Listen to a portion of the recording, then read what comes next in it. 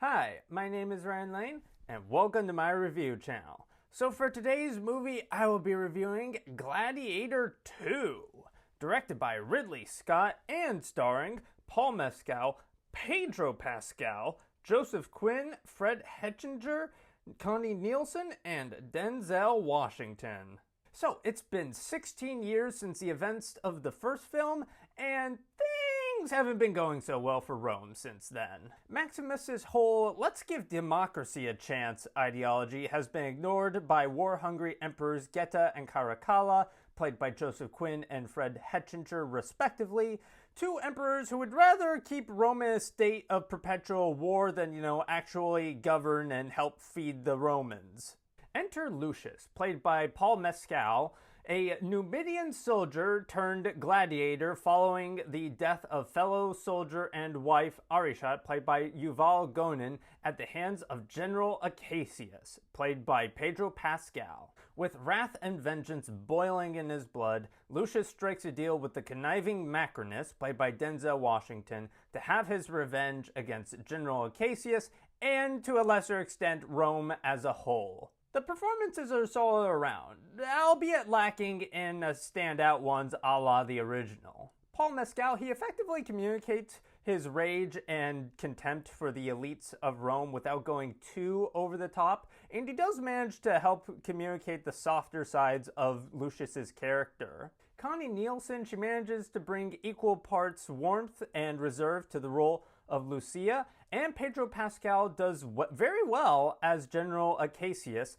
a Roman war general who is hyper-competent at battles, yet is getting real tired of Emperors Geta and Caracallus's shit. Like, he is just this close to being like, alright, that's it, I'm done of, going to war for you bozos, I'm out. Speaking of the emperors, while they don't quite match the level of awesomeness achieved by Joaquin Phoenix in the original, Quinn and Hechinger, they do a good job of bringing humanity alongside the scene chewing to the roles of Geta and Caracalla respectively. And my personal favorite performance of the movie comes from Denzel Washington, who relishes every evil monologue he gets as the villainous Macrinus.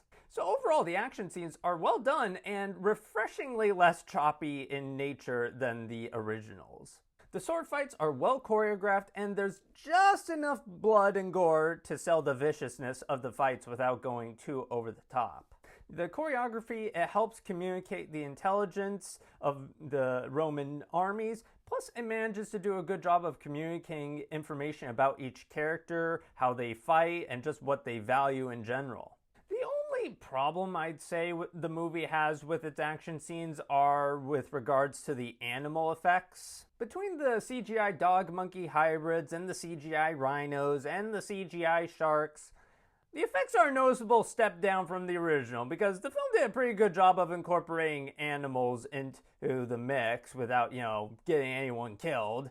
But this one, again, it's like with issues regarding treatment of animals and how it's easier to just use CGI, not trying to bash CGI here, but the effects aren't quite there yet. So the writing does work for the most part. For about 2/3 of the runtime, the film chugs along at a pretty solid pace. There's well-placed and subtle foreshadowing regarding Lucius's heritage, and the film communicates the varying political alliances very well without having to resort to hand-holding.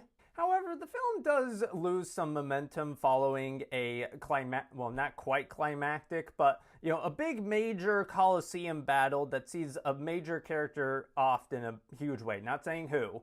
And I don't know, because after this event, Roman kind of loses it a little bit, and everyone's all like, oh, Roman's set to burn, and I'm thinking oh yeah, things are about to go down, but then they just kind of keep going. Again, it's not terrible, the characters are still interesting, there's still new information to be unveiled, but this film didn't quite need to be 2 hours and 20 minutes, maybe more like 2 hours and 10 minutes, let's say. Again, this isn't the worst 2+ hour movie I've seen in terms of pacing, but they could have trimmed a little fat here and there.